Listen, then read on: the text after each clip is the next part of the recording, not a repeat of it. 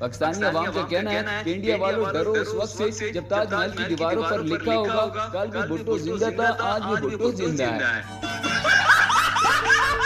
एक तरफ इंडिया जंग की धमकी देता है, दूसरी तरफ हमारे लोग ये वाले मीम्स भेज देते हैं। इंडिया हम कास्ट से बाहर जंग नहीं करते, लाइट नहीं आ रही जंग के लिए कपड़े भी इस्त्री करने हैं।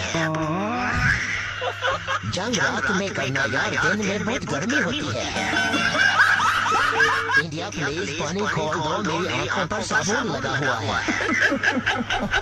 चलिए दोस्तों, आज के इस वीडियो में हम आपको इंडिया और पाकिस्तान की जंग के मौके पर पाकिस्तानी अवाम का फनी रिएक्शन दिखाने वाले हैं। सबसे पहले ये वाला सीन देख लें। जंग अभी शुरू नहीं हुई लेकिन हमारे यहाँ प्रॉपर्टी की लड़ाई भी शुरू हो गई है। इंडिया नाल जंग बाद लगनी, लेकिन साडे घर जंग पहले लगी कि जेड़ी दादा परदादा तो जमीन छड़ गया, वो किंदे नाल लगनी।